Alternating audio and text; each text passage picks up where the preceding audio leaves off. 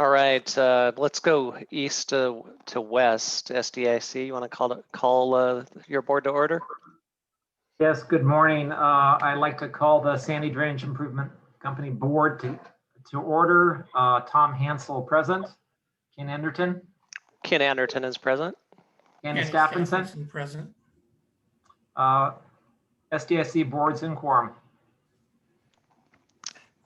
MCDD, Ken Anderton is present.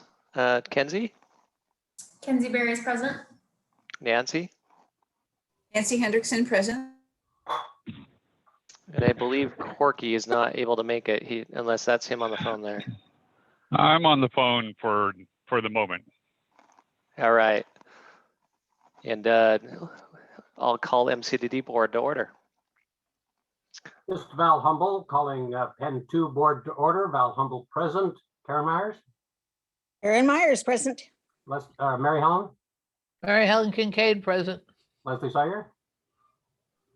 Leslie Sawyer present. And Kathy Kellen had indicated she would not be able to make it today.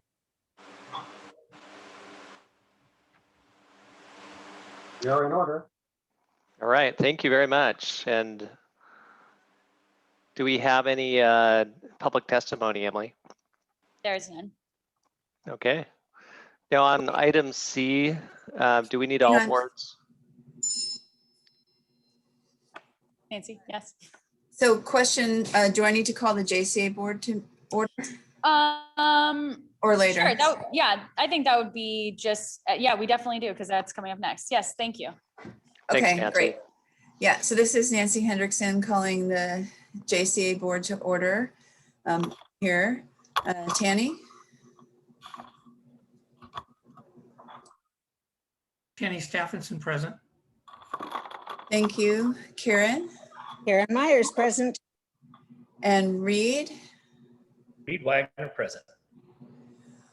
Okay, and I haven't heard from, oh, wait, maybe there's people off my screen. Who am I missing? Claudio, Oh, but okay. it sounds like he's gonna be here hopefully soon. Okay, well, we have quorum. We're in session, and when Claudio comes, we'll welcome him. Perfect. Great, thank you. Nick, I think you're up. Okay, so we have 2 contract approvals and then a separate contract with easements.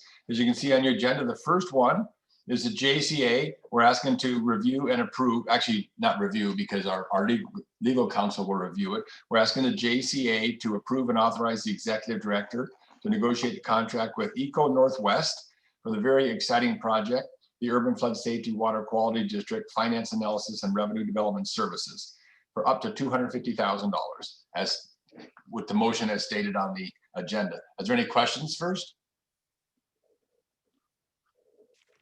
This is the project we started a few months ago, as you all will recall, and received a limited number of bidders. So decided to repost.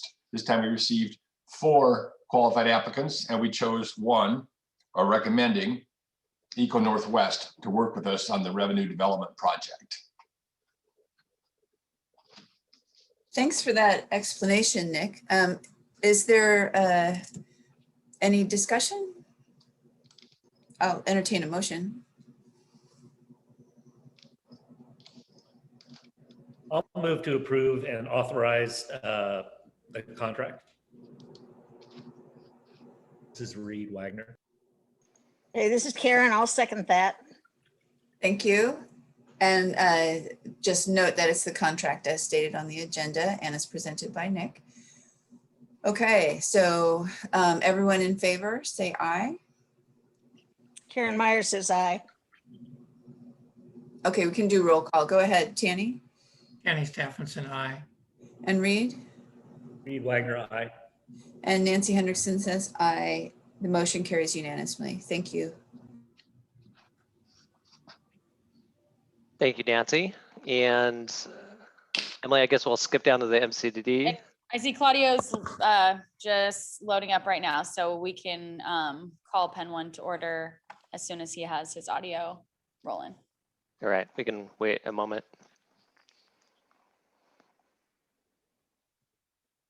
If you need me, I'm here. It's Claudio. Great. This is, Welcome. Hi, Claudio. Just need you to call your board to order.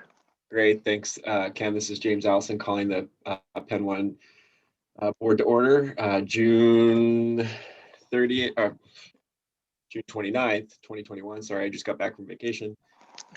Calling us to order, James Allison, board president, present. Claudio Campuzano. Present. Thank you, Claudio. PJ Christopher. PJ Christopher, present.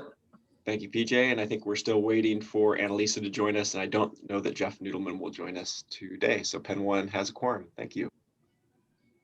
Thank you, James. And then Nick, we also have Penn One that has a motion. James, we have a Penn One that has a motion on the agenda. Thanks, Ken. Nick, do you want to introduce this topic? Yes, sir, I'd love to. Thank you. So as stated on the agenda there, we have a new contract with Peterson Structural Engineers for the PIR pump station rehab project we've been talking about. This one's a little bit complicated. We already have a contract with Peterson Structural Engineers for a lesser amount that they won through a competitive process. This would issue, let me see if I get this straight, I always get this backwards. We'd amend the contract by $172,000 to allow room for this task order. And then we would issue a task order for $171,136 using templates approved by legal counsel. Mr. Bill Owen is on the line if there are any technical questions on the project itself. Thank you, Nick. Any questions from the board? Okay, I have just a clarifying question. Sorry if I'm not tracking this. It sounds like the existing contract with Peterson Structural Engineers is with MCDD for a variety of tasks, and we are just MCDD is amending the contract for $172,000 for us to allow Penn One to engage in a task order for $171,136. Is that what's happening? Penn One has its own contract number under that RFP. So you're amending Penn One's authorized expenditure limit in addition to authorizing the task order written under it. Okay. Thank Great. you, Kelly. I was at a loss, so thank you. Sure. Great. I have no questions. Any other questions from Claudio or PJ? Okay, in that case, I'll entertain a motion.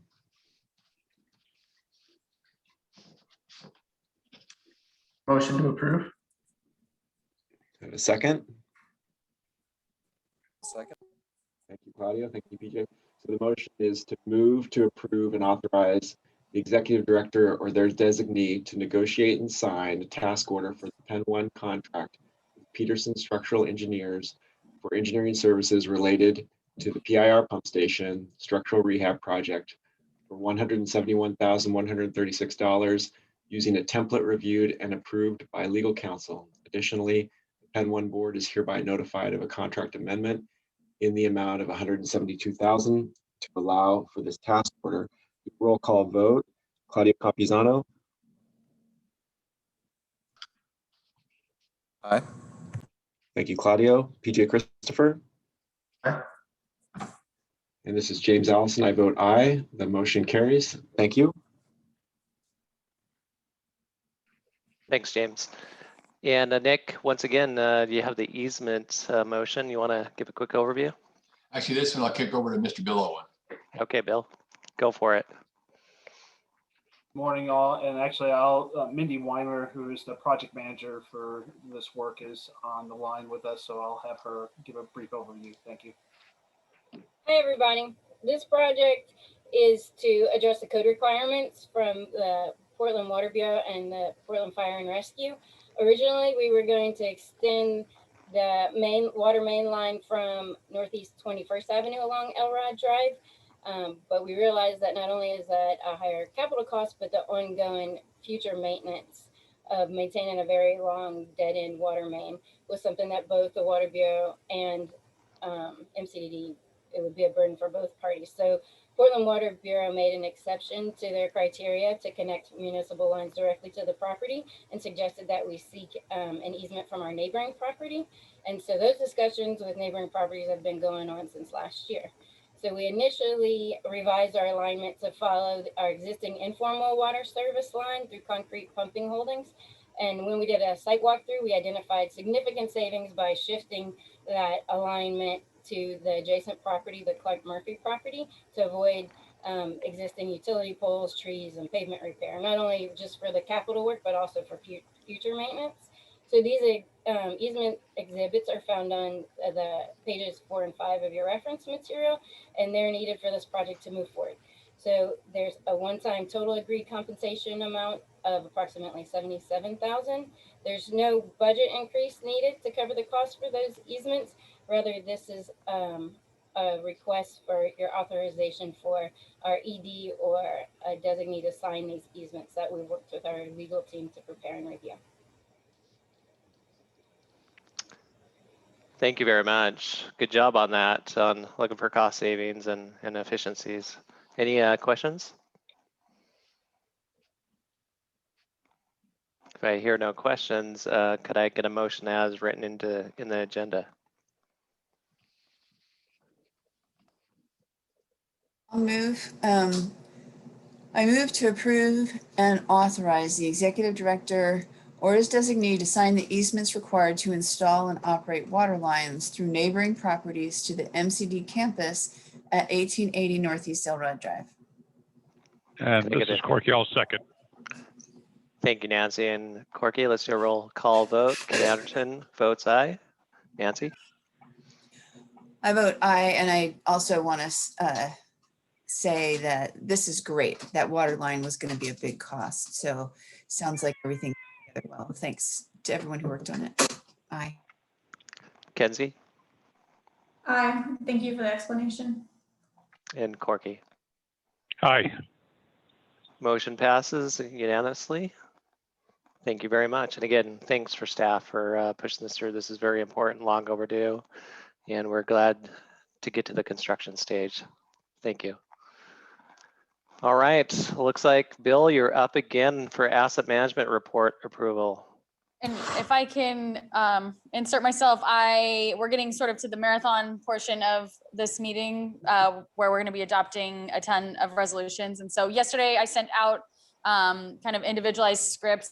The resolution numbers are not in the order of the agenda necessarily and not the same for each district. So if you have that email, that'll be easiest to reference as far as the motions for each of those boards. And so no one needs to point it out. I did make a typo, I think in item H for everyone except for MCDD, I wrote AGA instead of IGA.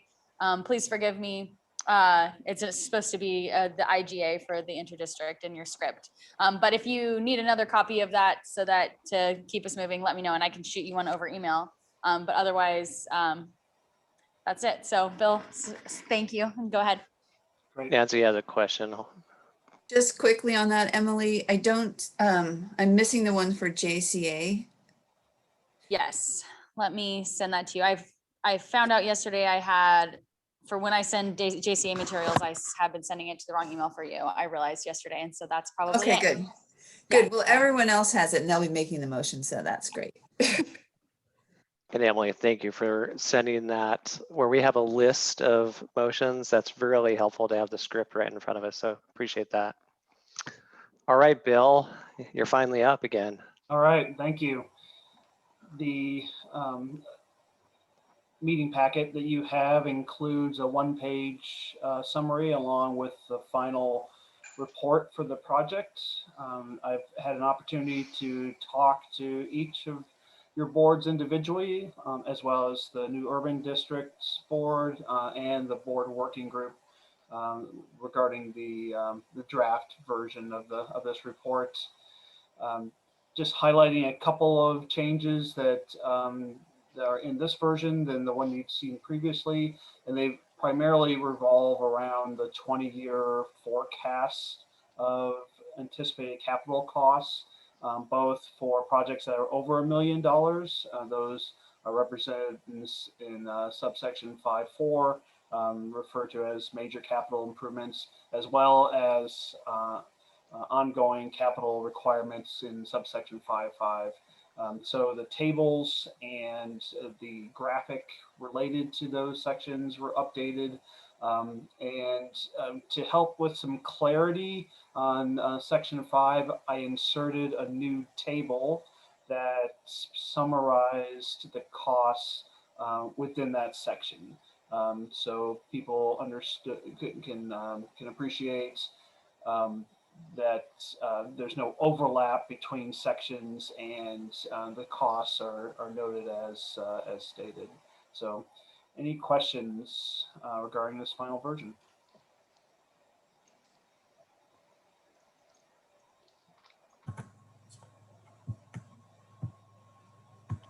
Any questions for? Yeah.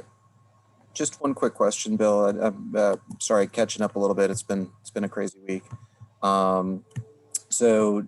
Just trying to track final changes from the last version that we all saw. In the third bullet in the packet, you mentioned section 5, added a new table summarizing the costs found in the section, and then highlighted future capital needs found in the section should inform. Can you just sort of help me see what language has changed there? I just want to make sure, because I had to leave for the last half hour of the last meeting and maybe didn't catch some of the changes that were agreed upon. So yeah, just want to make sure that we're tracking that. Okay. Honestly, Claudio, the language change, there was a very minimal language changes. They're primarily grammatical and some editorial pieces, so nothing contextual there. The big changes relate to the numbers, and so you see in the meeting one-page summary here, I made a copy of the new table. Let me see if I can quickly scroll down, and that table is also found in the executive summary, as well as on page, on page 35. Actually, it's 35 of 208 in the MCD version. It's under the first section, section 5. I think the page numbers may be different. Apologize for the other districts. So that same table as you see in the one-page summary is also on that page.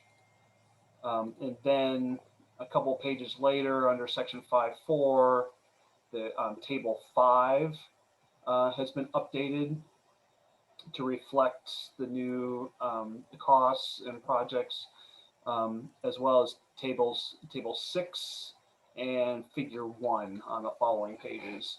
The primary changes in table 5, which are the major capital items, revolve around levy improvements. These are improvements that are outside the PMLS work, and honestly reflect the age of the assets that your boards oversee. The 1957 flood walls, for instance, they're structural units, and if you go by standard engineering forecasts, 175, 100 years is about the time when you should be considering making some upgrades or replacements of those flood walls. So that's in Pen 1. There are, let's see, 3 tow drain projects, and 1 each in Pen 2, MCDD and SDIC. Again, using standard engineering forecasting, those are cost estimates based on when pipe would likely start to fail. And so because of the length of these pipes and escalation, the 4% escalation, there are some significant dollar amounts shown here. And finally, system-wide, there's a need to do a fair amount of resurfacing of the levees to improve the soil conditions, and most importantly, the vegetation. There's a lot of spots out there now that grasses are growing in sand very poorly. And so without an adequate amount of grasses there, there's a higher chance of erosion. So these estimates, kind of represents a future-looking and proactive effort for your boards to understand what capital investments are needed over the long term, as opposed to trying to react, within 5 years or so of the of a project that staff may bring up to the boards at that time. So there's some big numbers in here, no question about it. And I expect that these numbers will change over time as we collect more information about the condition of these assets. But given what we have now, this is our best professional judgment of what's needed moving forward over the next 25 years. Great, that is hugely helpful, and as always, thank you, Bill, for all the awesome detail. Yeah, so really anticipated the table being in there. I was, and thank you for updating on table 5. And giving a good sense of that. I think it'd be really helpful to have further discussions about some of those items that were identified in future Penn 1 board meetings. But I really appreciate that information's in there now. Really, I did a quick review of the report, the final report, and just because that bullet, I was looking for any contextualization around the PMLS and other projects. But I see that, and sort of in keeping with a lot of the approach that we've been taking, it's very much an objective, just the facts kind of approach. And so that contextualization is purely just around the nature of the work. And so it doesn't sound like there's any other text that changed that I'm missing. Correct. Great. Awesome. Thank you so much. You're welcome. Tom, you had a question? Yeah, Bill, I just wanted to, no questions, but I just want to express my appreciation for your work on this. This was a big lift in addition to your regular work plan.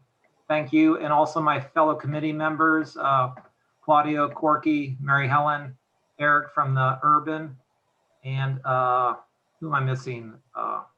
Yep. So it was a pleasure working on the committee, and I think we provided a product that hopefully will have a use with the Urban. So again, thanks, Bill. You're welcome. And totally second that. Yeah, I appreciate the thoughts. Again, it's a snapshot in time, and we'll have an opportunity to adjust as needed moving forward. But it should be a fairly decent building block for discussions moving forward here. I want to second what Tom said. And I've said this before, the least knowledgeable about asset liabilities and financial affairs. You made it very easy that we can take this information to our representative bodies, to the Penn 2 district, when people say what's going on, and you've provided that information in a way that people like me can understand. So I appreciate that, as well as all the other good work that went into it. Thanks again, Bill. Great job. Let's move on to adopting the resolution. Let's start with Penn 1 first. I'll let you take it from here, James. Great, thank you, Ken. Thank you all. In the interest of time and clarity, I will go ahead and read the resolution and then ask if there's any discussion.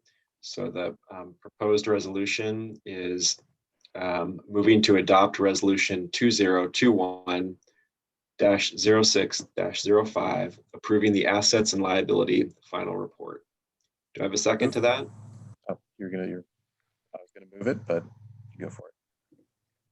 Great, thank you. Any discussion from the Penn 1 board?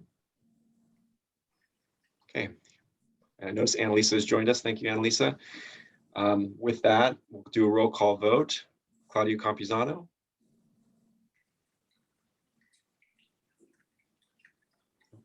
Claudio? Said aye. So I guess there must be a lag, but hearty aye. How about that? Great, thank you, Claudio. PJ Christopher? Aye. Thank you, PJ. Annalisa Kohler? Aye. Great, thank you, Annalisa. The resolution passes. All right, thanks, James. Penn 2. This has been to Val Humble. Do I have a motion from a board member? I move to approve resolution number R202. Oh, wait, wrong one. Sorry, I don't have the number for this one in front of me. I'm at a loss. Somebody else have the number? I do. I move to adopt resolution number 2021-0605, approving the asset and liability final report. I can second that. Thank you, Leslie and Karen. Is there any discussion? If not, roll call vote. Val Humble votes aye. Karen Myers? Karen Myers votes aye. Mary Helen Kincaid? Mary Helen votes aye. Leslie Sawyer? Leslie Sawyer votes aye. And confirming that Kathy Kellen is still not here? Unanimous of the board members present. Then the resolution passes. Thank you, Val. And now it's MCDD's turn. Could I get a motion? Sure, this is Corky. I'll move to adopt resolution number 2021-06-08, approving the assets and liabilities final report. Could I get a second? This is Kenzie, I'll second. All right, we'll do a roll call vote. Ken Anderton votes aye. Kenzie? Aye. Corky? Aye. Nancy? Aye. Resolution passes unanimously. Thank you. Now it's SDIC's turn. Yeah, same item. Can I get a motion?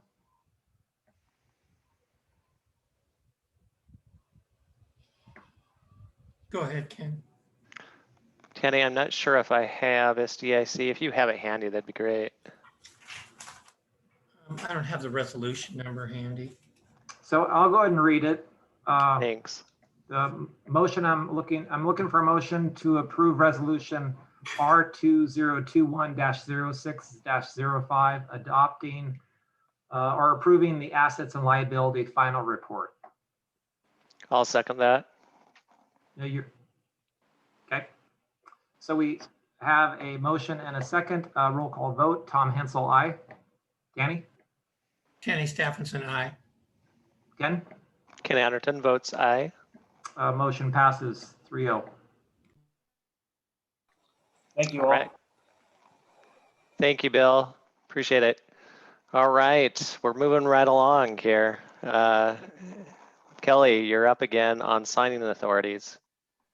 Thank you. I'm going to try to put up a little slideshow here for you. Hopefully this works. It should be nothing right now, so thumbs up if it's a screen of nothing. Okay. So the staff has put together a proposed signing authority delegation policy. This is something that has been in the works for a while, and I'm just going to kind of explain what our signing authorities used to look like and then what the goal of this set is. In addition to the policy that you received in your packet, you should have received also a one-pager that was sent out on Monday, I believe, just describing some of the changes in the signing authorities in this version, as well as some of the background of why we're doing it this way. So as some of you know, we had this Columbia Corridor Drainage District's local contract review board. And that board is what we're doing away with later in the meeting today. That board is made up of a representative from each of the 4 drainage districts plus an at-large member, which is Reed right now. The directors of the LCRB made up the directors of the JCA, which is, we're changing that later this afternoon so that we will just have a JCA and no longer have an LCRB. Under the drainage district LCRB, they came up with their own LCRB rules. The JCA has its own set of LCRB rules. In addition, each of the 4 drainage districts had resolutions designating some more specific sets of signing authorities. And so altogether, that created this conglomerate of signing authorities, which was confusing for staff because they were coming from all these different places and didn't always align neatly. So the goal is to do away with this LCRB board and then streamline so that we have 4 representatives from the drainage districts plus an at-large member making up the JCA Board of Directors, which will then sign or approve LCRB rules for the 5 drainage districts. And then as an aside, each of the drainage districts will approve their own signing authorities, which will just determine which of the contracts can be signed by the executive director or his designee, as well as putting together a policy for how that gets delegated and what staff needs to be thinking about when they sign any binding document. So I'll come back to this a little bit later. Okay. And I'm going to call on Hong a little bit too, because she played a significant role in developing these. So in your packet, the policy kind of goes through some definitions. The basic idea being that a district contract is anything that binds the district that somebody would sign. So it can be anything from a contract to an easement to a lease, settlement agreement, anything like that. As opposed to a public contract, which is contracts that are governed by the public contracting code under the Oregon law. So the significant changes here are this set of steps that anybody who signs a document needs to take to make sure that if there is any financial obligation by signing that document, that the district can meet that if it proposes any significant risk or liability to the district, that's been considered and reviewed and potentially brought to the board in certain circumstances, and that the document complies with law, and that that they've worked with legal counsel as well to discuss any risks or liabilities associated with the document. And then section 5 kind of goes through the more specific signing authorities. So one of the major changes that we've made or that we're proposing is to increase the level from 50,000 to 100,000 at which the executive director or their designee would be able to sign contracts without further board approval.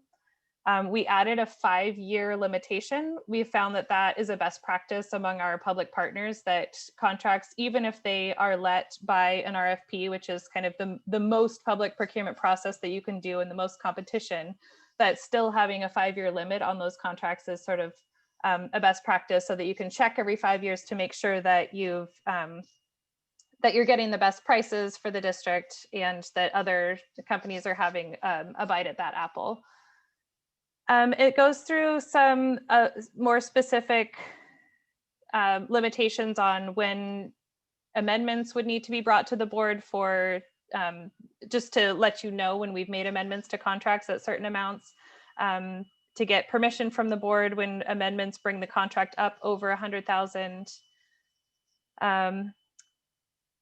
And then there's some things that remain with the board, such as if somebody's asking for a service that requires a new connection to our facilities, that by statute remains with the board. So if anybody wants to put in a new outfall into a ditch that belongs to or that is operated by one of the districts, this board needs to approve that. We can't do that without your permission. In addition, there are a lot of things that we've found that will make things easier for staff just in terms of administrative efficiency, such as raising the price at which we can sell surplus property from 25,000 to 50,000. That will cover a few more of our vehicles and things that that we're no longer using, that the executive director would be able to determine those are surplus and that we can sell them. We've made it very clear that task orders are contracts. I think there was some confusion about that in the past, but because task orders bind the districts in the same way that contracts do, we're going to treat them the same way. And then the executive director would have authority to accept easements, to do temporary real estate documents, to facilitate projects, accept indemnifications and waivers, things like that. And then as well as to lease district property for reasonable fees, which is something that we've done in various ways, but this just makes that authority clear. In addition to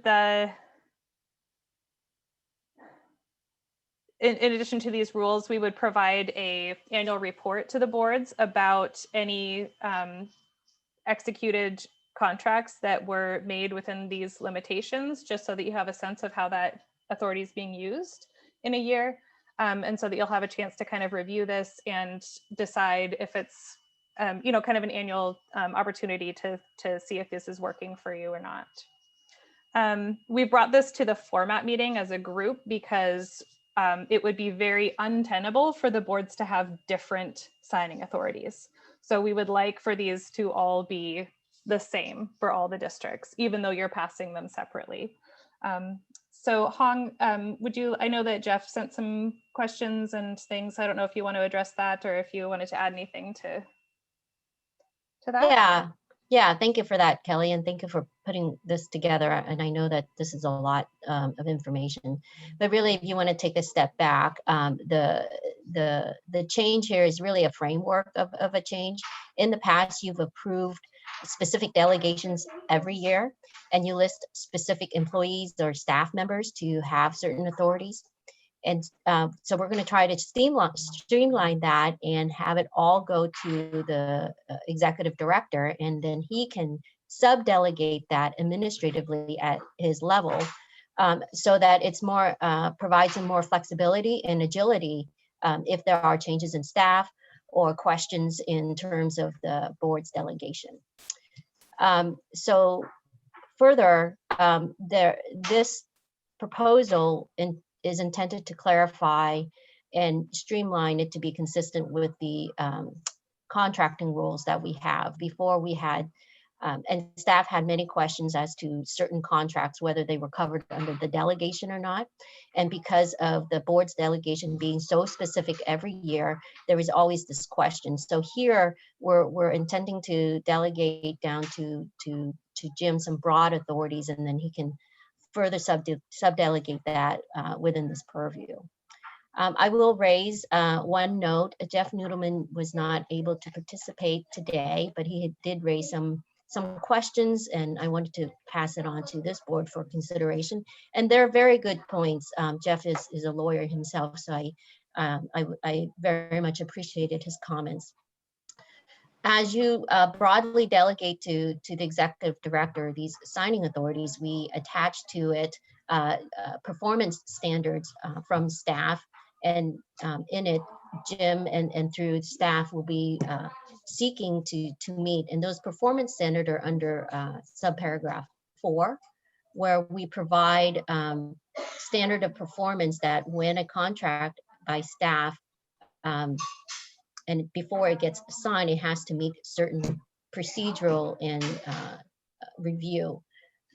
And Jeff raised some question as in terms of just a lack of clarity, I think. And so we can certainly work on the language, but the goal is to make sure that these boards and staff are clear on the performance standards, which are set out in section 4.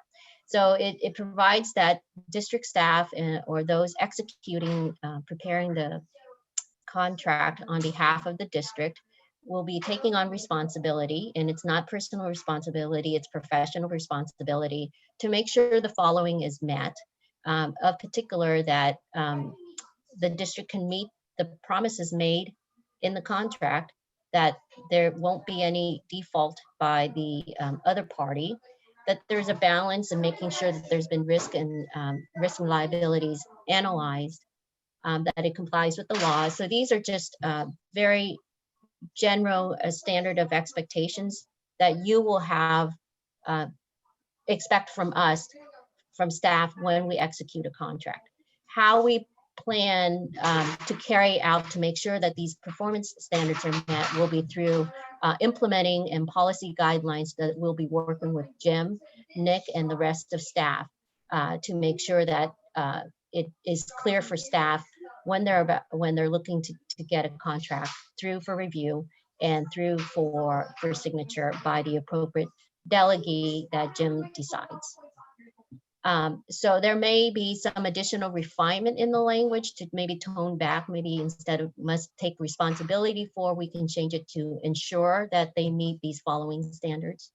And that we can qualify sort of an assessment of risk and benefits and whether the contracting party will default based on available known information at the time when staff and we do our review. So those are just to make sure that we are relying on the information to do some due diligence before we execute the contract. And so we have these performance standard in place, then the delegation to staff will you can be assured that we will meet this standard.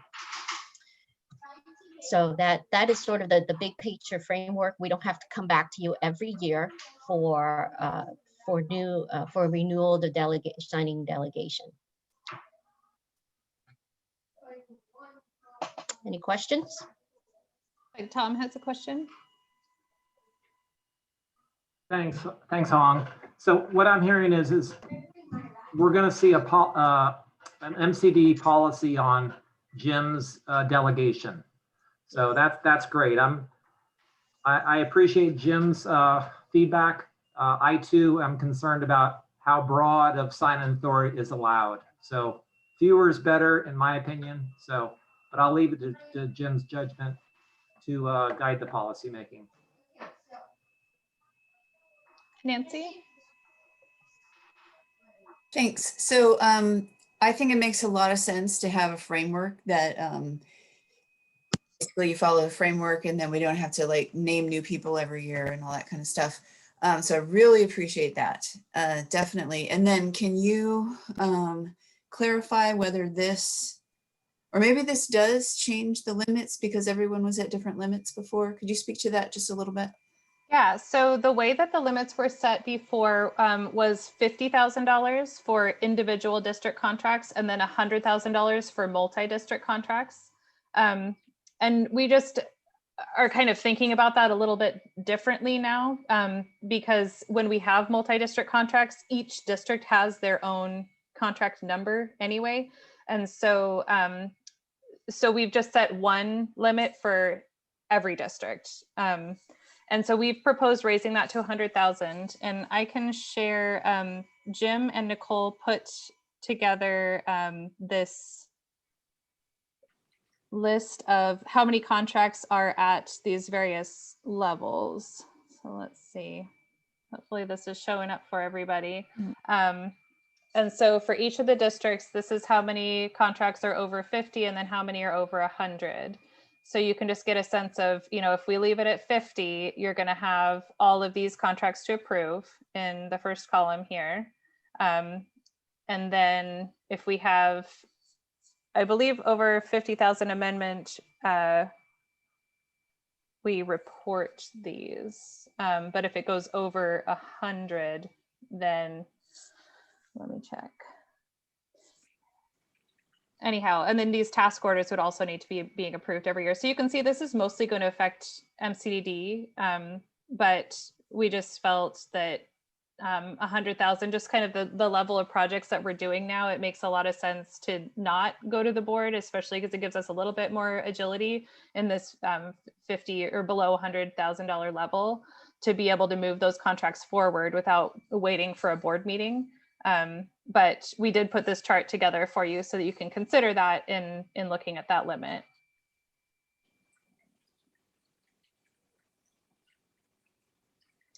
Nick? Oh, Nancy, did you have follow up? I guess so. So if the initial contract, let's say, is 99K, and then you have a 99K amendment, then the whole contract becomes 198. So then it does go to the board at that stage. Yes. Okay. Yes. Like I'm very familiar with that. Thank you. Yeah. Nick? I was simply going to add that the $50,000 for board approval is basically a carryover from years past when ORS 279 purchasing requirements required that. There's several different limits now in ORS 279, but the simplest one is that $100,000 is about the lowest level at which we have to go for public procurement, RFP, and formal bids. So by raising our limit to 100,000, most of the districts and cities I work for did the same to be more critical than state law is. Thank you. This allows a quicker response to tasks, to be able to do a task order quicker and get a consultant on board or whoever you're hiring, I'd assume. Yes, yeah, this will give us more flexibility and efficiency to move certain projects forward. And like Hong was saying, you'll have a couple of ways to kind of check up on how this authority is being used. And one of those is through this signing authority policy. And then the second is through an annual report where you would be reported to on all the times that we let contracts and task orders under the authority. Yeah, I think that transparency is key, as the board's able to see what contracts were let out at a specific, I don't know if it's quarterly or what the period is, but that is helpful. We could show you whenever you want. We're planning an annual report under the current resolution. And I guess I would just say I'm very used to working in an environment where, unless it's a relatively routine or small purchase and you're using an approved template, you're going to get a supervisor and a legal and a finance sign off before we're gonna move forward. So we don't have that in writing yet, but that's the direction we're going to move. Mm-hmm. And just one, oh, go ahead, Mary Ellen. No, I was just going to say, I worked at AAA for 22 years and we had a huge embezzlement and it was on signing checks. So I have this propensity to ask these questions. I think everybody's wonderful. I don't have any suspicions, but you never know what happens. And so and this was one of those cases. Nobody suspected anything. And I was a stupid person to say, why are there whiteouts on these sheets? And they had to look and all the reports had been changed. So I'd like to have some assurance that rather than an annual report, maybe a quarterly report of these have been let out or something along those lines, so that the boards are aware and at least have a responsibility to the people we're collecting money from, that everything is on the up and up. So that's just past history and my experience. I don't know if anybody else has experienced that, but it was a nightmare. And they were all quote unquote good people. So thanks for that feedback. And this is Corky. Mary Helen, I think, has good concerns, and I think this is a good plan. I'm going to vote in support of it. But I do encourage that we make sure that the board is adequately informed of new contracts as early as possible. And I want to make sure what we don't end up doing is having a report, quarterly report, annual report, whatever it is, having a report which then is the responsibility of the board members to check up on. I want to make sure it comes to the board up front. Okay. Yeah, I think a predictability of when the report comes out would be helpful. And I've seen it done in executive director reports. The port does that. It's a report to the officers of contracts let. And so, but the term, probably the number of contracts you're letting is not as much. So quarterly seems to me a good time frame. So I'll just add, looking at in addressing the concern of Mary Helen and Corky, and their very good concern, is the standard of performance under subsection 4G requires that we bring back to the board any high risk or any potential contract with that's precedent setting, that's unusual to the board before it's executed. So, and that would apply to anything that's maybe undervalue as well. So the promises we're making to the board in terms of how we're going to execute this is laid out in those provisions there. Kenzie, you had a question? Yeah, really quickly. I agree this framework makes a lot of sense and seems like it's going to allow for some meaningful efficiencies. One thought I wanted to offer for future consideration as this report matures is having an ability to look at the benefits that were hoped for in it, or not hoped for, expected when you sign a contract, and then if you how those are actually realized, like at a high level. I think that will be helpful as we to enable like a proper visibility as well. Thank you. Nancy, I think looks like you had a follow-up question.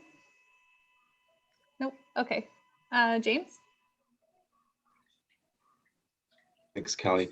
I just want to make sure I'm tracking this correctly. I'm assuming that everything under Section 5, all task orders under Section 5, or I should say, all of the requirements or language under Task 5 also applies to task orders, since those are considered contracts. Yes. And just a quick question on how this would be handled. Let's say we have a scenario where we've already approved a task order for, say, a pump station upgrade or a drainage master plan, and we want to increase that amount by less than 50,000, but more than 40,000. How would the board be consulted on a change that's over 25%? Just because in my world of contracts and task orders, we tend to elevate changes over when they're over 25%. So to a higher authority to examine scope and fee changes. So just curious how that would be handled, how something that would be a 50% change potentially would be handled, and at least the board would be consulted, or maybe even reached out to as a governing body. Yeah, so currently how it's written, we've done it based on amounts rather than percentages. And so currently if there's a change to the work, which is any sort of an amendment, change to the work is kind of a technical term under the construction type statutes. But if it increases the total amount to an amount over 100,000, which is sort of the threshold that we would report that to the board. So if if a task order or a contract is increased to an amount over 100, that gets reported. Or if any individual amendment is over 50,000. So there's not a percentage increase. And then I guess the other kind of safety net is that the public contracting rules themselves don't allow us to make amendments to contracts that have been procured either as a direct appointment or an intermediate bid. So those have limitations, as well as even if we let something as an RFP, we would still be limited in the sense of, are we changing the price so significantly that it would have changed the competition of that RFP? So those are a couple additional thresholds, but yeah, the way that it's written currently is at a value rather than a percentage. James, I think you raised a really good point, and I would say if I'm hearing there's a significant change in scope like that, we're probably going to be talking to the board about it, because it's going to be something that we're going to want to let you know why, what the risks that we encountered were, or what the problems were, so that you can provide direction to us going forward. Great, thank you. I think that I really appreciate the trigger at $100,000, $50,000 for amendments, even though it could exceed a 25% cap. I think the dollar amount is relatively low, and I don't object to that.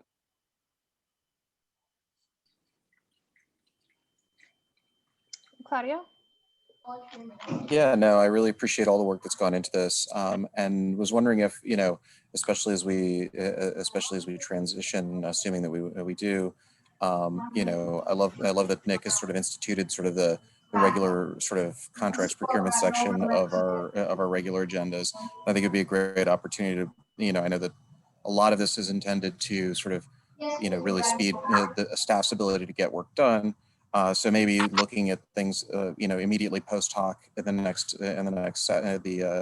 board meeting, just to make sure that we're all kind of keeping a pulse on sort of what's moving through.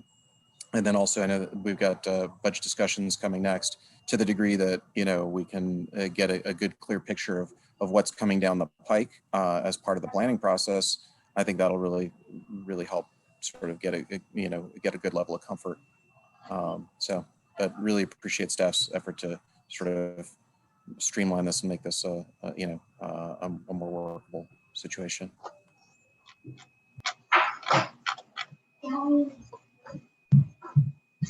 Are there other discussion questions? Otherwise, I'll just iterate again that what the intent of this is, in addition to streamlining, is to parse between these are the authorities that remain with the board versus these are the authorities that are being delegated to the executive director. And then in terms of the executive director's sub-delegation to other staff, that is going to be an administrative process that will be documented in writing, probably in some sort of a memo that will be more clear. And so certainly we can share that with you, but don't want to bog down that process with board approval or that sort of thing, because we need to be a little bit more nimble in terms of those sub-delegations. So it seems like we've gotten a lot of really good feedback. And so I think I would like to bring this back to the boards at your next meetings with some of these changes, and hopefully we'll pass it at that time. Does that sounds good to you, Hong? Yeah, I think that sounds great. And in the interim, if you all have additional thoughts or changes, please feel free to shoot them our way, and we will consider them. That also gives us a chance to work a little bit on our internal controls and expectations of staff and getting our sort of administrative policy in order. And we can obviously share that with you all for feedback as well. So, Kelly, this is a huge lift. I just want to say thank you for spearheading this effort. You're welcome.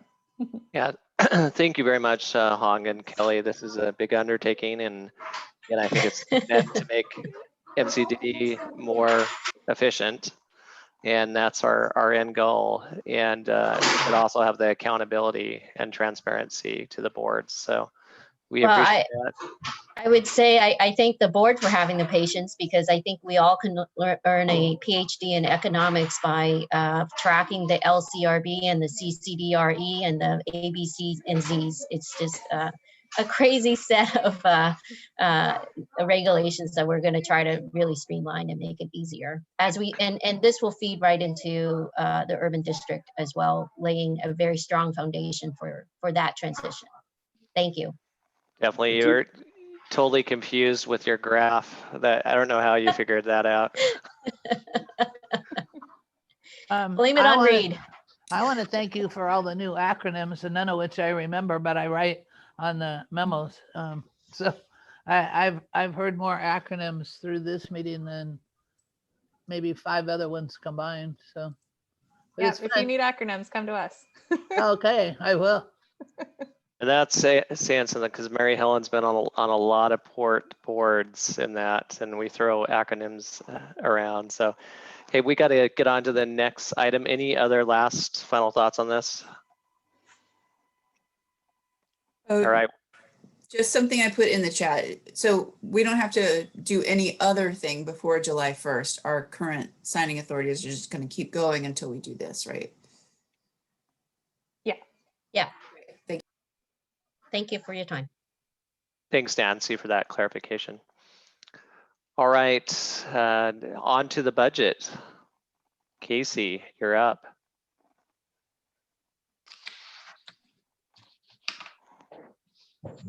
Thank you.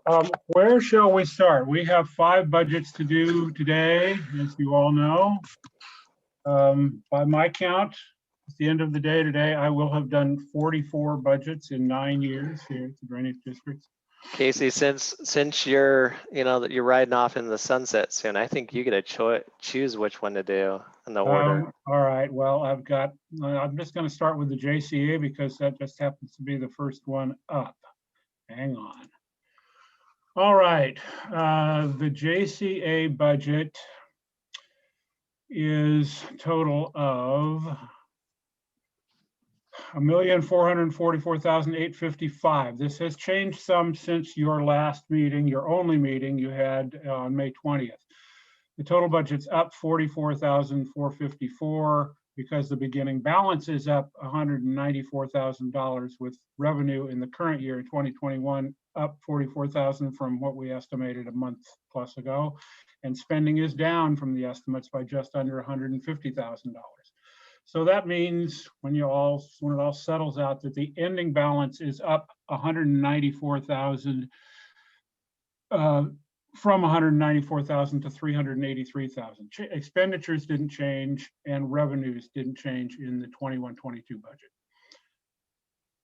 That's all I've got for JCA. You all seem to be pretty happy with the budget when you talked about it 5-6 weeks ago. So I haven't done anything to it other than update the numbers for this year. And does it make sense for us to go through the budget adoption as you get done with your narrative? Will that work for everyone? Either way works for me. I don't have a preference. I think I'd prefer to do that as for efficiency. Okay, so go through all of them. Let's see what's up next in the queue. Let's vote on that one first, and then we'll move on to the next. Okay, fine. Great, All thank you. Thank you, Ken and Casey. I will entertain a motion, and the language is in the chat, JCA members.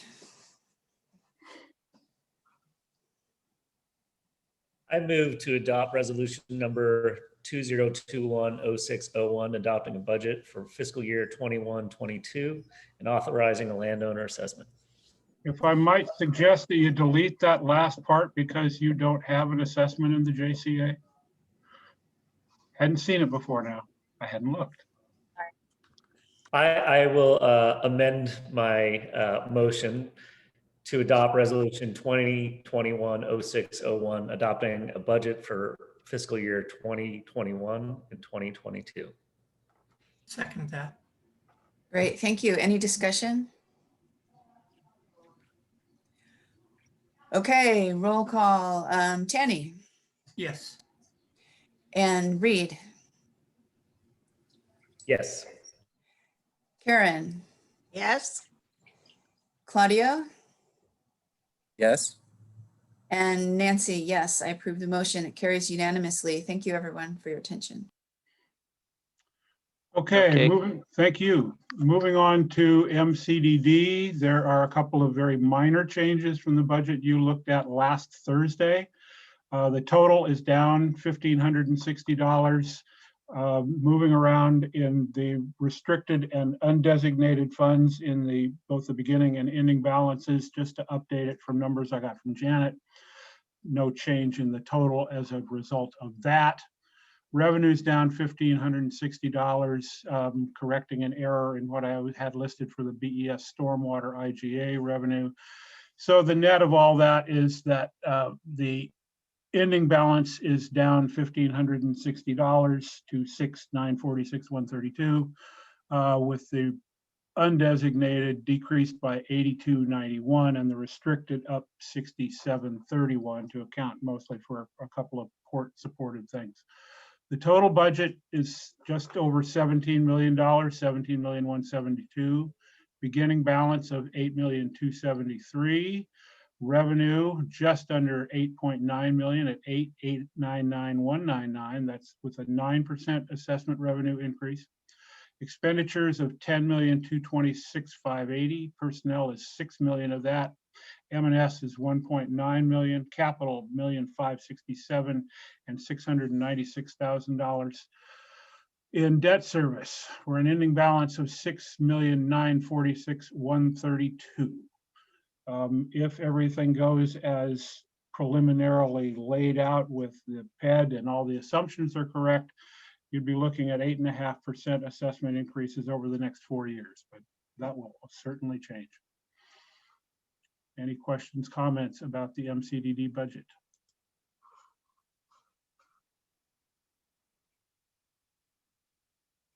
All right, with that, could I get a motion? Do that. I move to adopt resolutions number 2021-06-07, adopting a budget for the financial year 2021 to 2022 and authorizing a landholder assessment. Can I get a second, please? I'll second that. I can, I think Nancy beat you. Any other discussion? With none, let's do a roll call vote. Nancy? Aye. Kenzie? Aye. Corky? aye. And Ken Anderton votes yes. Motion passes unanimously. All right, thank you and wonderful. Moving on, Pen 1 is the next in the queue. You had two small changes from the budget you saw last time. Contract revenues up $117 from the BES Stormwater IGA. And there's a reduction in district levels of service budget of $1,049, which increase, these two changes together increase the ending balance by $1,166. Overall view, the budget's $1,069,732 with a beginning balance of $141,000 and change. Revenue is $928,335. The restored properties are back in the fold and will be assessed next year. There's a 10% revenue increase. I'm sorry, a 10% assessment increase. First increase in the Pen 1 levy in several years, I think like 5 or 6,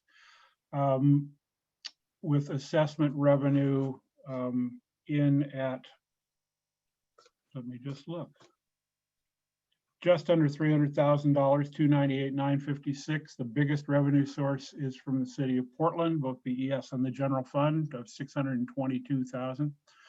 Spending, M&S is $441,000, capital is $425,000, and debt service at $67,413. There's an ending balance then of $136,353, which may not sound like much, but when we're struggling to keep over $60,000 in unrestricted reserves at the year end to meet our loan covenant, that gives you some breathing room. Any questions or comments?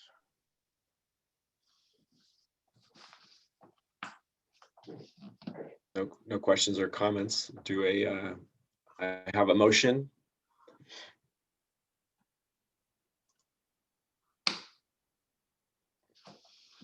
Are you looking for the language to? Language, I think it's item on F on our cheat sheet. Got so many things open today. It's all right. There we go. So I'll move to adopt resolutions numbers 2021-06-04, adopting a budget for FY 2021-2022 and authorizing a landowner assessment.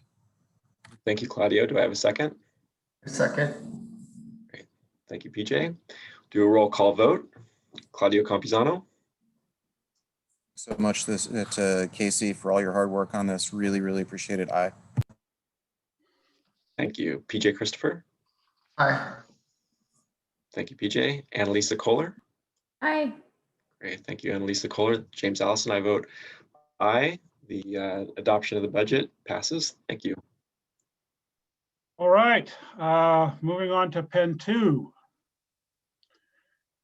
There is a minor change to the budget. The total budget increases $267 with an adjustment in the BES Stormwater IGA of that amount.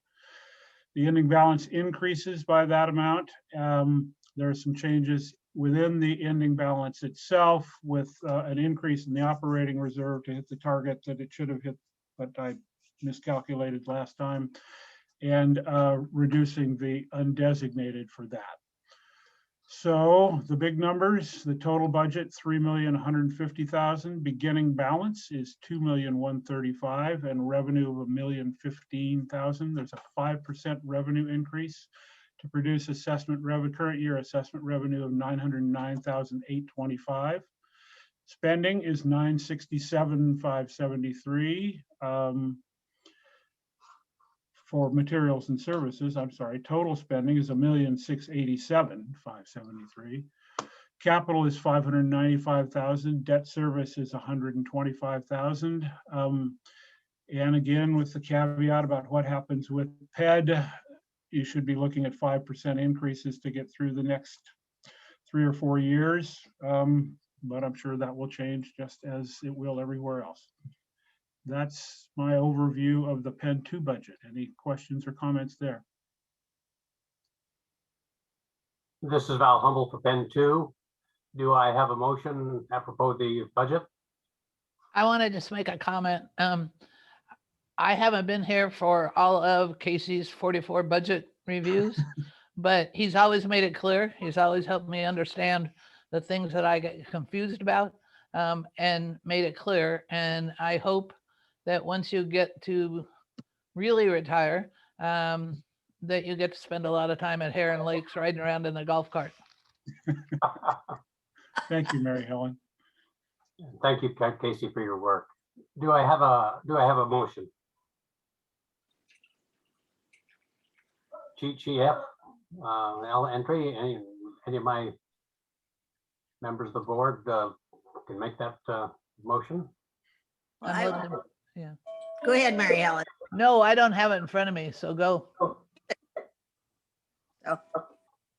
I would move that we pass the budget. I'll read it.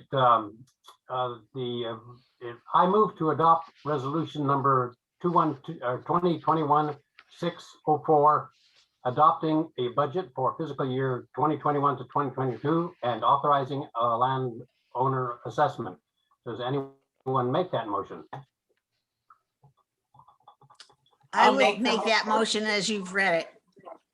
Thank you, Karen. Who seconds? I'll second. Mary Helen seconds. Roll call vote. Karen, how do you vote?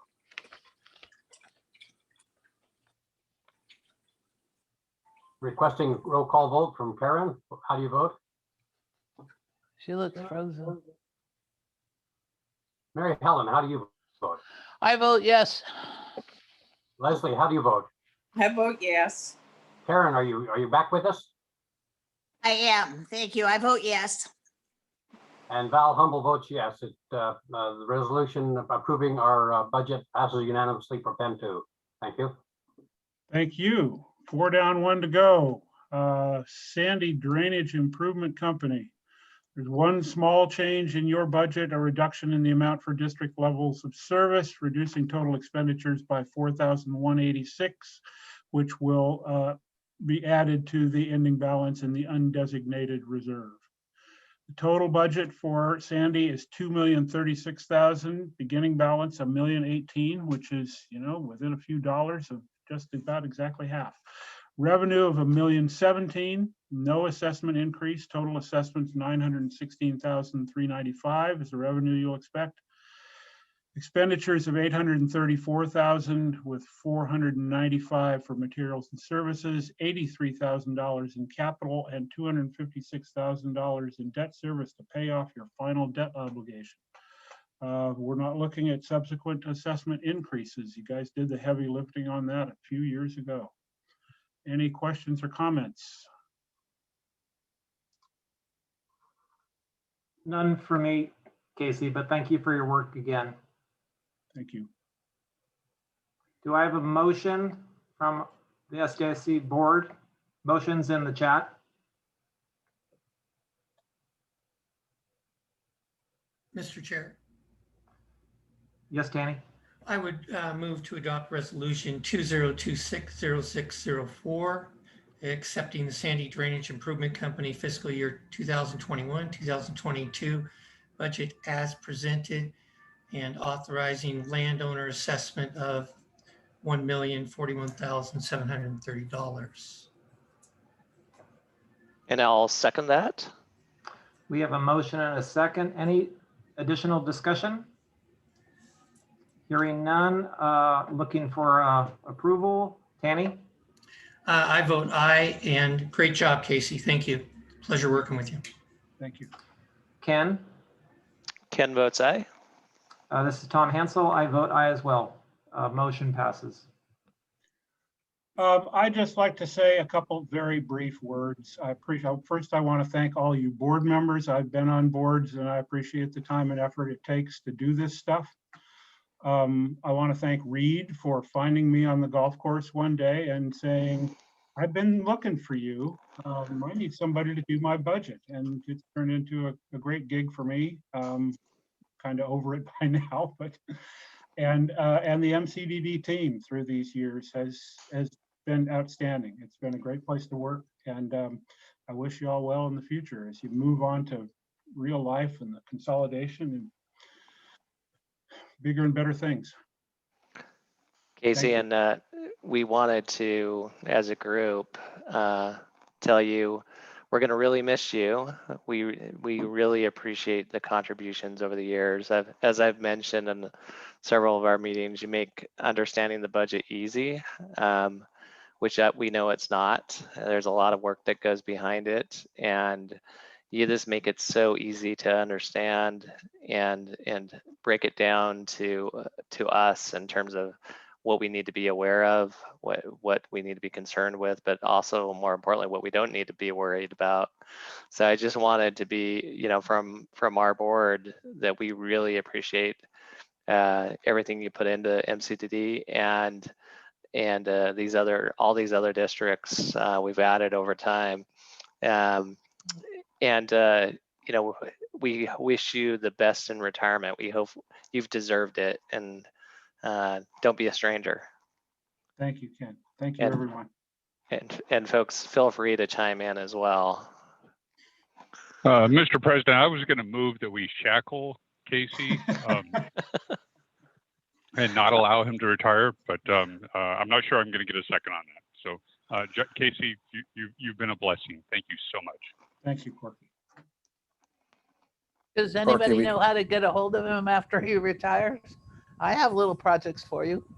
I think you can find him on the golf course. I was getting a debriefing over an appropriate beverage from Casey, and I said, can I bring you back hourly? And he was kind enough to say he wouldn't tell me no right then. So I still am holding out some hope. Yeah, I'll probably pop in the fall sometime for a couple of days to train my successor, or just familiarize him or her with all my files, basically. Most appreciated. Yeah, I've asked for Casey to have a tracking device so we can hunt him down when we need it to find him. That's how I ended up here. It was 12 years ago that I was at another retirement party for this guy. Yes, you were. Casey, I want to thank you so much, not just for your work at MCDD, which who would have known that we could use the word drainage districts and transparency in the same sentence. So much of that was you. But also for my career, I mean, it was almost 20 years ago where you were teaching me the basics about public budgeting and how it interacts with policy but be careful, stay away from politics. I didn't listen to that last one, but you taught me so much about how you follow the money and you can make really big things happen for the community. And for those that don't know it, all these great things we say about Casey, his greatest strength is the three women in his life, his wife and his two daughters, who are just absolutely amazing people, and he knows it. And it's just a big part of the character that I enjoy so much in you. So I will track you down to golf, and I will try not to hire you again as much as I'd like to. Thank you, Casey, for everything. Thank you, Reed. Yeah, I get to be a grandpa in about 6 weeks. My first time. Thanks, everyone. Thanks, Casey, and that's an awesome achievement to be a grandpa. Any other comments? All right. Well, thanks again, Casey. Thank you, everyone. I think we should have an appropriate beverage, though, if you're up for it. And now we can get back in person. I think that's appropriate as well. Moving on to the CIP adoption. Bill, you're up. Yeah, it's great to follow that. Yeah, good luck, buddy. You got to follow that. Congrats, Casey. So the capital improvement plans are included in your meeting attachments. And with the exception of SDIC, all of the documents are the same as we talked about during individual board meetings. For SDIC, we had one additional meeting where we got some feedback, and I sent you a red line version of the your CIP as a result. So the version you should have now from this morning reflects those red lines accepted. So I'm happy to answer any questions, and I'll let the chair decide how we want to proceed. Any questions?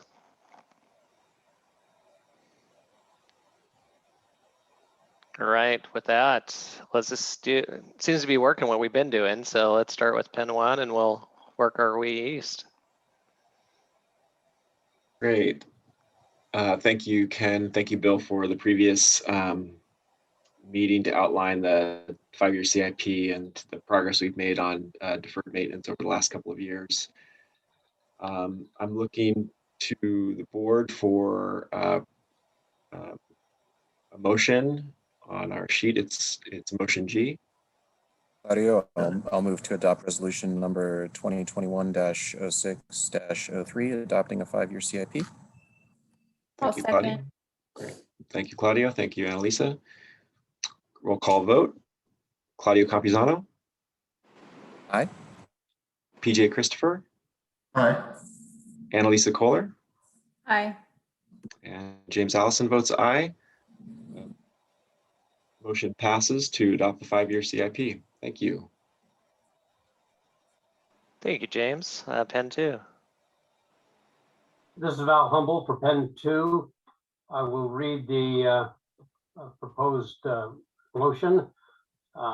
It will be, I move to adopt resolution number 2021-06-03, adopting a 5-year CIP. Do I have a member of the board to make such motion? I'll make that motion.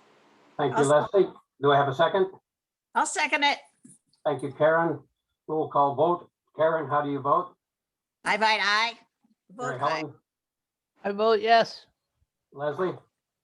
I vote yes. Al Humble votes yes. The measure carries unanimously for Pen 2. Thank you.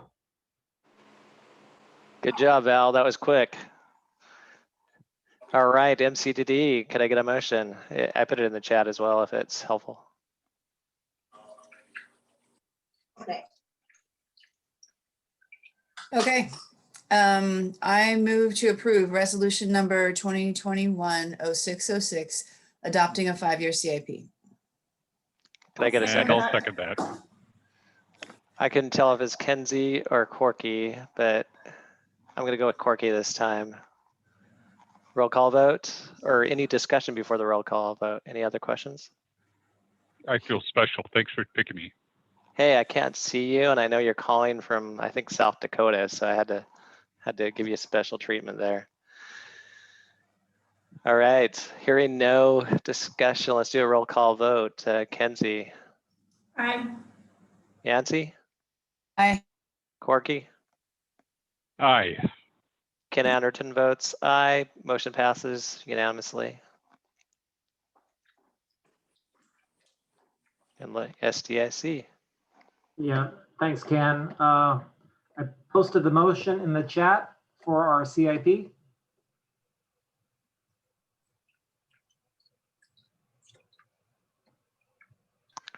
All right, I'll do it this time. I move to adopt resolutions number 2021-06-03, adopting the 5-year capital improvement plan. I'll second. Tom Hansel seconds. We have a motion and a second. Any discussion? Hearing none, roll call vote. Ken, Ken Anderton votes aye. Danny, Aye. Tom Hansel votes aye as well. Motion passes 3-0. Thank you all.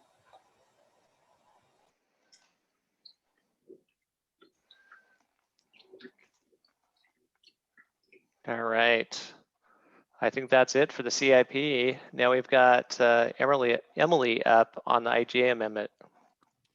Sure, and I guess Kelly, please jump in if I miss anything, but as you all will recall, each year we update the service agreement that the individual boards have with MCDD with updated rates for the year. The MCDD board approved these rates at their meeting last week, and so this is just formalizing those changes to kind of like the rate schedule. Kelly, is there anything else you'd add? Oh, that's perfect. And is this one that all districts are adopting? Yes. Not Everybody the but JCA. Right. Okay, got it. Well, let's do it again. Pen 1.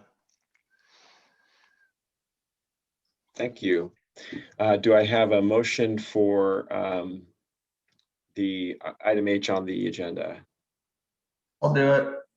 I move to adopt resolution number 2021-06-02, approving the 12th amendment to the district service IGA with MCDD. Second. Thank you, PJ. Thank you, Claudio. Any discussion? Okay, hearing no discussion, we'll do a roll call vote. Claudio Campuzano. Aye. PJ Christopher. Annalisa Kohler. Aye. And James Allison votes aye. The motion passes unanimously. Thank you. Thank you, James. Pen 2. This is Val Humble for Pen 2. The motion I'm looking for is I move to adopt resolution number 2021-06-02, approving a 12th amendment to the district service IGA with MCDD. Do I have such a motion? I'll motion to approve what Val said. Thank you, Mary Helen. Do I have a second? I'll second that. Okay, go ahead. Leslie won. Leslie seconded. Roll call vote. Karen? I vote aye. Mary Helen? Aye. Leslie? Aye. Val Humble votes aye. The resolution passes unanimously for Pen 2. Thank you. Thank you, Al. And Emily, on this one, since this IGA is with MCDD to the other districts, does this need? So, and again, Kelly, feel free to jump in.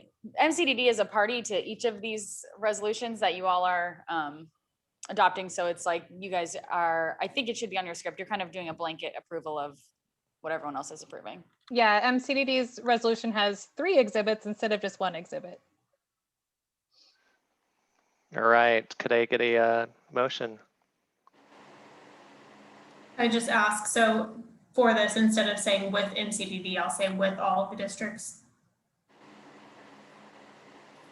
Yeah, because I think it's, that's what got me confused because it says Yeah, with it. you're right. Yeah, that was copy and paste error. Okay, I move to adopt resolution number 2021-06-09, approving the 12th amendment to the district service IGA with all other districts present. Except Could I get a second? I'll second. I'll second. This time Nancy beat you to it. Ah, darn. All right, roll call vote. Kenzie Berry, Aye. Nancy Hendrickson, Aye. Corky Collier, Aye.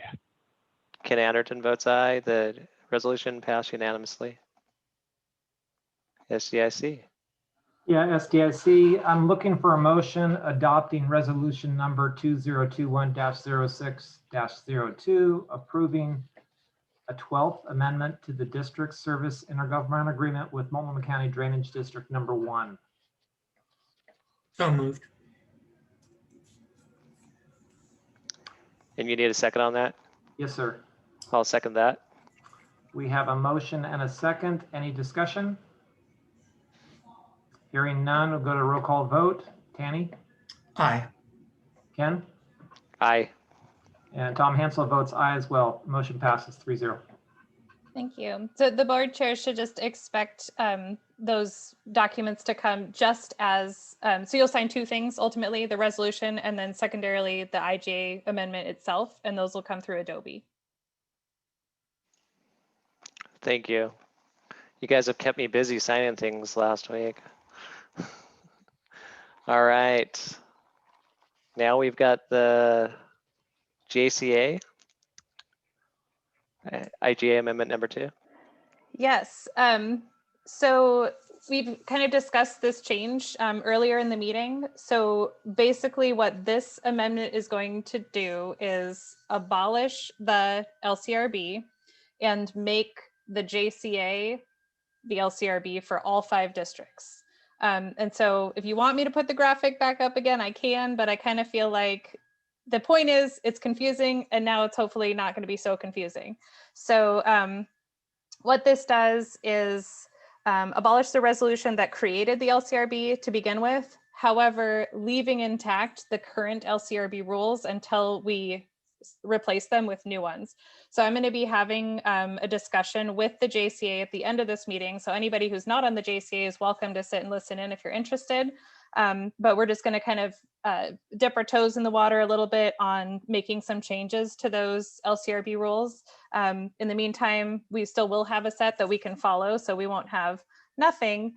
It validates the current set of board members that are on the LCRB/JCA. So it's just saying those 5 people are going to continue on as JCA directors. And then we have to amend the JCA agreement, which even though it's called that, is really only between the 4 districts. So the JCA is just getting this imposed upon them and don't really have any say over it other than your representation through the district boards.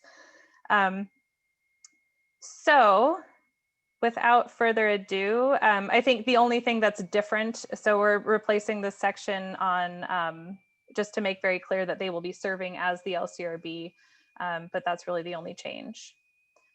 So are there any questions?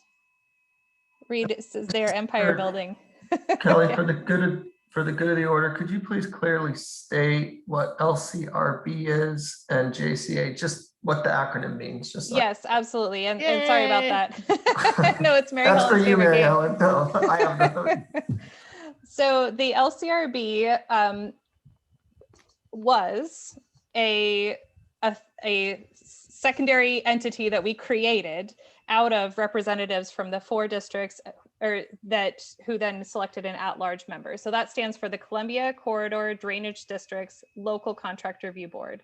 So that was actually a separate body from any of the governing entities that was intended to kind of represent all of them. And that worked for a while. And when we created the Joint Contracting Authority, which is what we refer to as the JCA, which is a contracting body that was sort of an umbrella over all 4 districts to facilitate larger projects that impacted the system for all 4 districts, and a lot of our accreditation projects and things like that that were kind of more overarching. When we created that district, we made that board from the LCRB. So technically, to get onto the JCA, you had to be appointed to the LCRB, and then by virtue of being on there, you're on the JCA. So now we're taking out that kind of middleman approach and just going directly with the JCA, and that's it. So I don't know if that answers your question. No, that helps me. but- JCA okay. Joint Contract. Okay, I got it. Yes, I know. Thank I you, know. thank you. I just have a question. So all the current members of the LCRB and the JCA will be members of the new or, reconformed JCA? Yes. And so there doesn't need to be any more appointments or representation? It'll Not unless just somebody move- leaves. Okay. Yeah. All right, any other questions? Danny, Just did you one. have? Where is this bad boy? Oh, you mean in the packet? Yeah. It's down. I would scroll, if I were you, I'd scroll all the way to the bottom and then up a couple. I'm showing on page 159, Tanny. Yeah, and I'm in the MCDD packet and it's on page 206. So it's very close to the bottom. On the pen one, it's on page 177 out of 179. I would add one thing. We get questions sometimes just at high level. We get questions sometimes on how the LCRB relates to all the rest of the boards. So Kelly can certainly add to this, but high level, the individual boards still approve your contracts, your budgets, and authorize the spending of money. The LCRB has more to do with controlling the purchasing rules in general. Thank you. That's helpful. All right, Kenny, did you find that okay? I think it's. Yeah, I just had one question. Since urban flood safety is part of this, do they need to be on the signing section? They do not. So this is impacting the IGA that created the JCA. And so that is only the 4 districts as parties. Okay. Yeah. Thanks. All right. Barring any other questions, let's move on to adopting the resolution, Pen 1. Great. Thank you, Kelly, for all the house cleaning. I'm looking for a motion to adopt resolution 2021-06-01, approving the second amendment to the intergovernmental entity agreement for creation of the joint contracting authority. Second. Thank you. Any discussion? Hearing none, roll call vote. Claudio Campuzano. Aye. PJ Christopher. Aye. Annalisa Kohler. Aye. And James Allison votes aye. The motion passes unanimously. Thank you. Thanks, James. Pen 2. This is Val Humble for Pen 2. I'm looking for a motion with a text. I move to adopt resolution number 2021-06-01, approving the second amendment to the intergovernmental entity agreement for creation of the joint contracting authority. Do I hear such a motion? I have just one question, follow up to Tanny's for the discussion part. Does this mean when the Urban Flood Safety Water Quality District is organized, they could do away with this?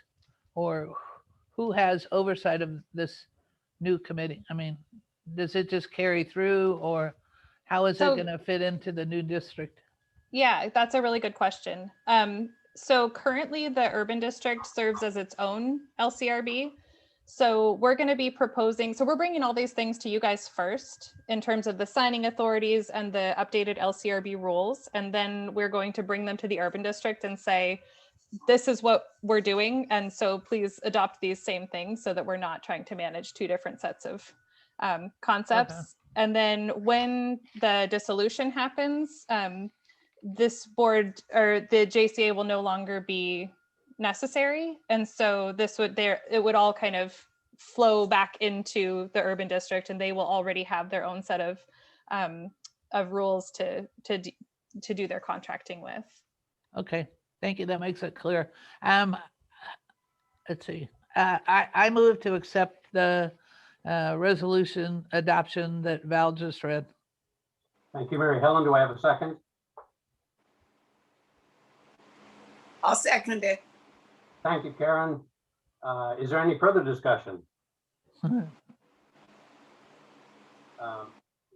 Roll call vote. Karen? I believe you said aye, although you're muted. So, Mary Helen? Aye. Leslie? Aye. Val Humble votes aye. The motion carries unanimously for Pen 2. Thank you. Thank you, Val. All right, for MCDD, could I get a motion?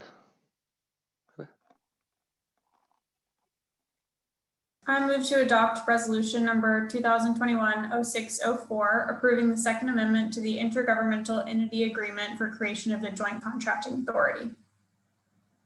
Could I get a second to that? I'll second. Good job, Corky. All right, roll call vote, or any discussion before roll call? Nope. Nancy? I vote aye. Corky, Aye. Kenzie, Aye. Ken Anderton votes aye. Motion passes unanimously. SDIC. Yeah, thanks, Ken. I'm looking for an approval of resolution number 2021-06-01, approving the second amendment to an intergovernmental entity agreement for creation of a joint contracting authority. Any before I go into discussion, I just want to confirm, Tanny, you are in agreement of accepting this position. Yes. Thank you very much for continued service on the JCA board. Discussion? Hearing none, roll call vote. Ken? Ken Anderton votes aye. Tanny? Tanny Stephenson votes aye. Tom Hansel votes aye. Motion carries. Thank you. Thank you. So this will be the same where we will send out the resolution for signature and then separately the actual amendments for signature. Great. I think you. this is a big milestone for me because I think that the CCDD LCRB is the longest acronym I've ever encountered after decades of public service. So it's pretty cool. I think it's the first for me as well. And aviation has all kinds of acronyms. So. All right, I think we're done with this and off to new business. Given the time constraints, I don't have any real new business. My new business was going to be to congratulate Casey on his retirement, but we celebrated that as well. But any new business, Jim, you want to couple minutes?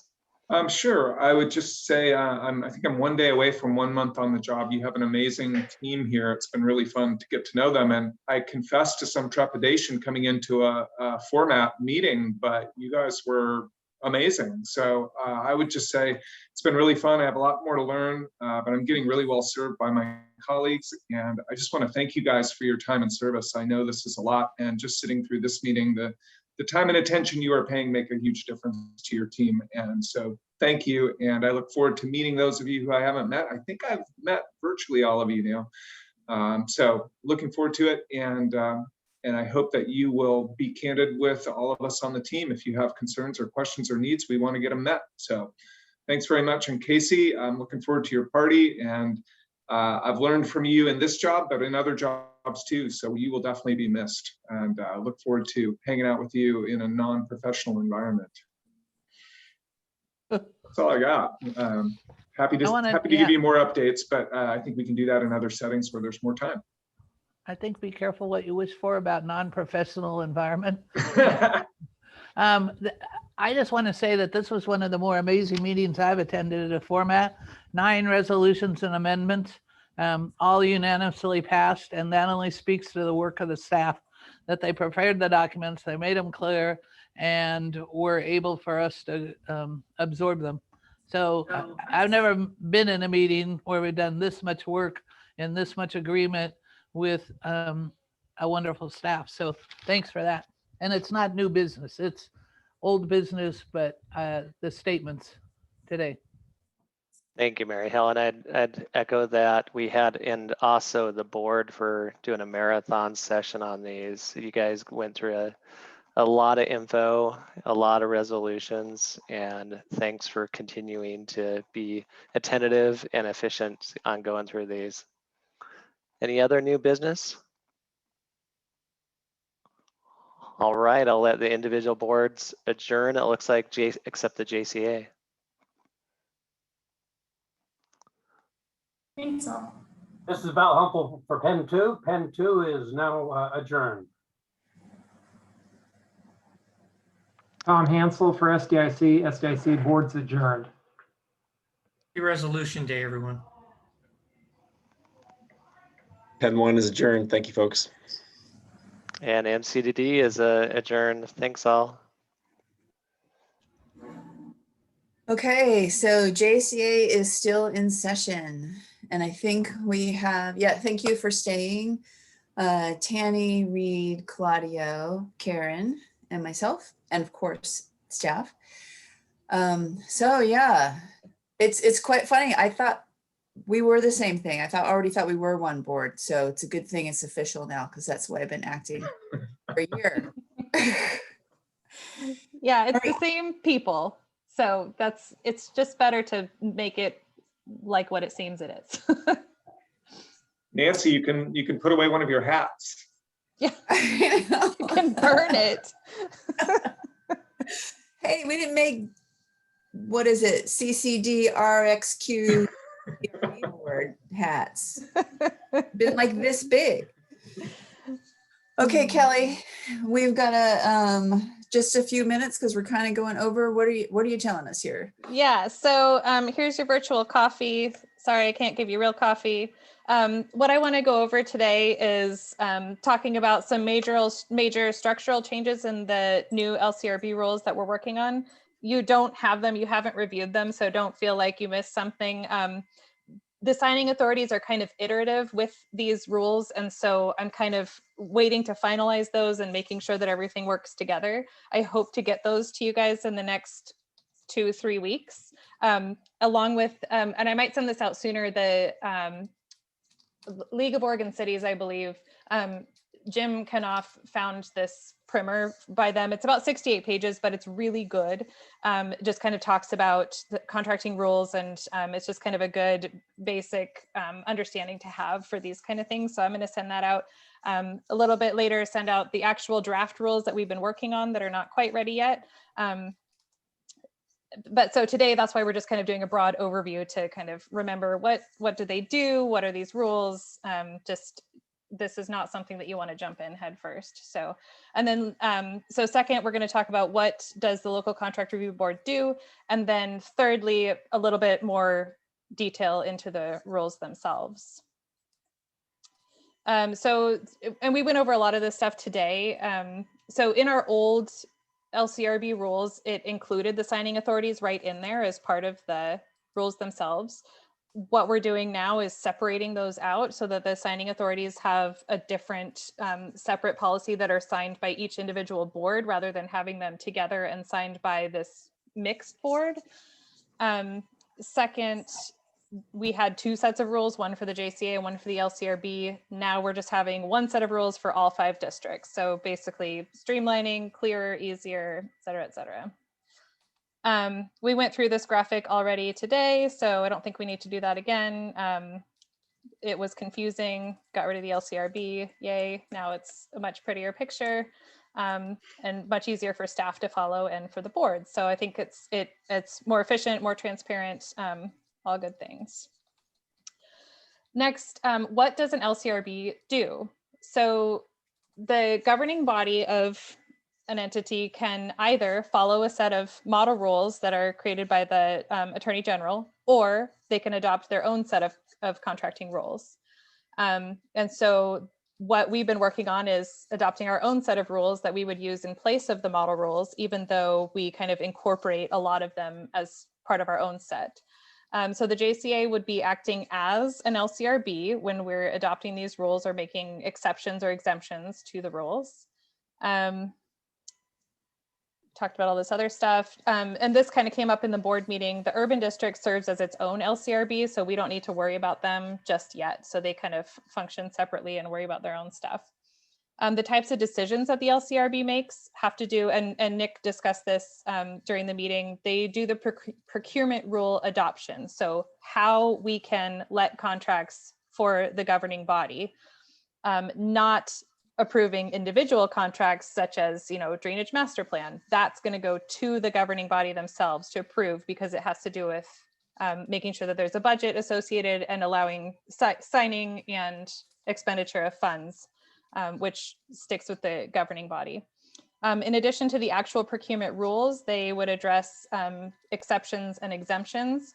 So examples of that are sole source procurements where staff make findings that there's only one source where that source or that service or goods can come from.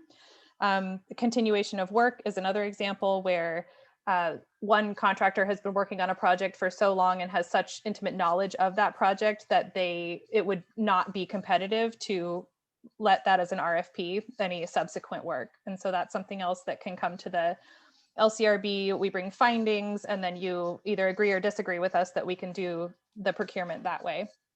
And then again, when that contract is actually going to be signed, that goes to the governing body and not the LCRB. And then we're required each year to review the LCRB rules as the model rules change. These do change pretty frequently through the legislature. And so we just, and through the Attorney General's office. So we just kind of send that over to our experts at Miller Nash, and they tell us, you know, yes or no, do our rules still fit within the guidelines that are set? Are there any questions at this point about what your role is as an LCRB?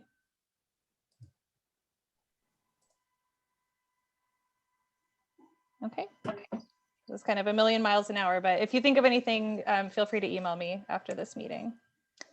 Yeah, this is actually really helpful, Kelly, because it explained things that I didn't all the way know. So great. Okay, good.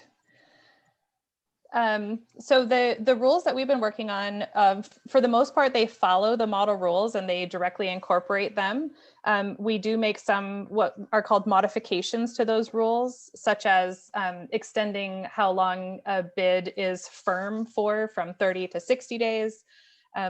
Things like that, giving the executive director authority to determine how goods and services under $10,000 can be procured, things like that. And then we also have some additions that are entire sections that we've created to supplement those model rules.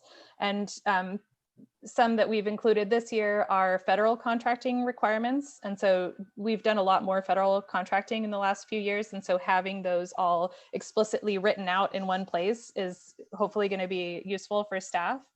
And then the personal services contract section is always separate from model rules because the model rules don't address personal service contracts. And I'll talk about that a little bit more in a second.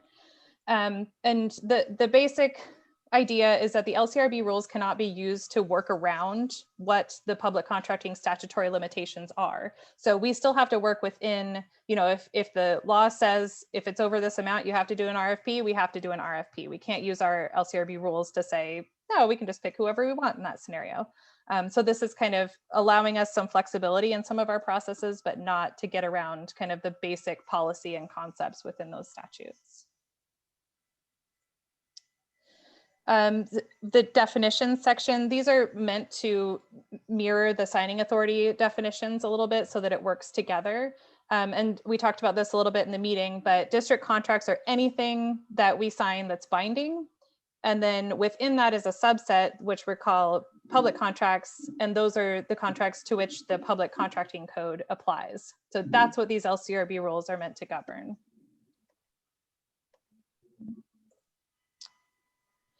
And this is just some general concepts about procurement. The project manager has to follow certain procurement procedures depending on the value and the type of the contract. As an example, if we're procuring goods and services, if the amount is $10,000 or under, we can directly appoint who that contractor is going to be. We don't have to go through any sort of a competitive process unless the executive director says that that's how they want to do it. Goods and services $150,000 and under require an intermediate process, which is a 3-bid. We have to attempt to get 3 bids for those. And then over 150,000 requires a formal RFP process. And I invite Jim Knopf to interrupt at any time if I've gotten any of this stuff wrong, because he's the expert on that. And then depending on how the contract was procured, whether it was a direct appointment, intermediate, or an RFP, a full formal process, that dictates how those contracts can be amended and the amount by which we can amend those contracts. You're doing great, by the way. Oh, thanks, Jim. That means a lot because Jim has been doing this and he is the expert. So thank you. This section is about personal services contracts. So the statute allows us to define what we consider to be personal services contracts and then set the rules within which we can procure those types of contracts. So if we don't define those and we don't set rules, then we have to treat them just the same as any other service contract, which puts us into that 10,000, 150,000, et cetera, method of procurement.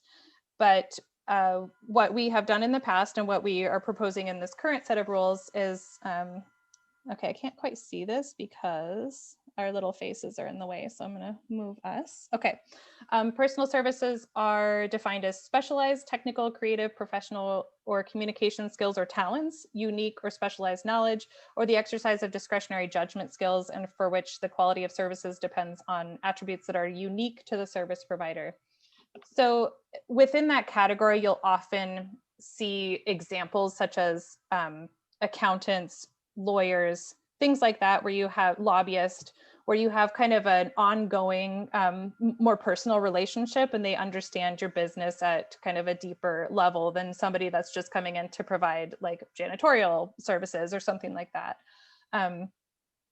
So we have a whole set of personal service contracts rules that for the most part follow the general idea of, you know, direct appoint at this level and then intermediate bid and RFP. However, we have an additional section within there for direct negotiation, which allows us to essentially negotiate prices with a single service provider for those special types of services. So for example, if we wanted to have an additional law firm come on that has a particular specialized set of knowledge, that we would be able to use that method of procurement to get that contractor on board. I think I've covered everything on here. And like I said, when I send, oh, go ahead, Nancy. I just want to just notice that the time is just a little bit after 1, and we plan to go till 1. So if we can, if folks can stay to get us through this, that would be great. And if they don't, just let me know in the chat, please. Thanks. And this is my last slide, so yay.